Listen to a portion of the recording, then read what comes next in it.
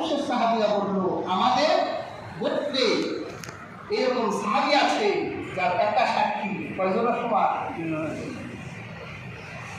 আরো শুনবা, আমাদের গোত্রে হামজার মতো সাহাবী আছে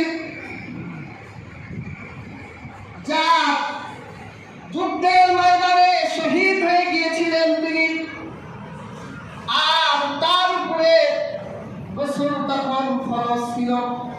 নামাজ অবস্থায় আল্লাহর হাবিবের ভালোবাসায় যুদ্ধের ময়দানে শহীদ হলেন। যখন তার লাশ খুঁজে পাওয়া হলো গোসল দেবার জন্য, তখন দেখা গেল আল্লাহ নূরের ফেরেশতারা জান্নাতের পানি দিয়ে সেই হামজালাকে গোসল করাই দিয়েছে। এইরকম সাহাবী আমাদের আউসের গোত্রে আছে, তোমাদের গোত্রে খাজরাজ এরকম সাহাবী তোমরা পাবা না। আর শুনে রাখো, আমাদের গোত্রে সাদ বিন মুআযের মতো সাহাবী আছে, যেই সাহাবীর মৃত্যুতে আল্লাহর আরশে আজিম কেঁপে উঠেছিল। হাযাল্লাযী তাহাররাকা লাহুল আরশ ওয়া ফুতিহাত লাহু আবওয়াবুস সামাআ ওয়া শাহিদাহু সাবউনা আলফাম মিনাল মালাইকা। হাদিসের কিতাবে এসেছে, সাদ বিন মুআয যখন ইন্তেকাল করেছিলেন, তার রূহটা নিয়ে যখন আকাশের দিকে রওনা হলো, তখন আমার আল্লাহর আরশে আজিম কেঁপে উঠেছে। আকাশের 7 দরজা খুলে দেওয়া হয়েছে। তার জানাজার নামাজে নূরের 70,000 ফেরেশতা হাজির হয়েছে। কেবল তারই সাহাবী হাদিসের কিতাবে এসেছে, এই দামি সাহাবীকে যখন কবরে নিয়ে যাওয়া হলো, রাসূলুল্লাহ নিজে ইমামতি করলেন।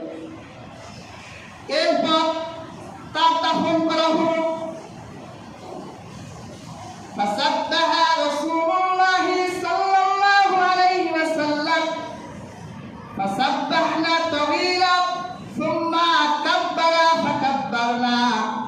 হাদিসের রাবী বলেন, আল্লাহর হাবিব যখন সাদ বিন মুআযকে দাফন করার পর রাসূলুল্লাহ তার কবরের উপর দাঁড়িয়ে দীর্ঘ সময় তাসবিহ করলেন। সাহাবায়ে কেরাম বলে, আমরা তাসবিহ করলাম, আল্লাহর হাবিব তাকবীর দিলেন, আমরা তাকবীর দিলাম।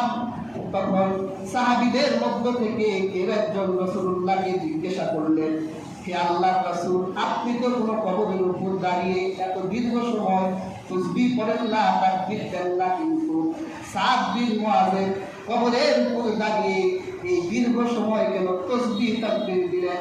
আল্লাহর হাবিব বলল, যখন তাকে কবরে রাখা হলো, তখন আমার নূরের চোখ দিয়ে দেখলাম কবরের মাটি আমার সাদ বিন মুআযকে চাপ দিয়েছে। কত দামি সাহাবী, যার মৃত্যুতে আরশ কাঁপে, যার মৃত্যুতে আকাশের দরজা খুলে যায়, যার মৃত্যুতে ফেরেশতারা এসে তার জানাজায় হাজির হয়। এই সাহাবীকে যদি কবরে রাখলে কবরের মাটি চাপ দেয়, তাহলে তুমি আর আমি কে?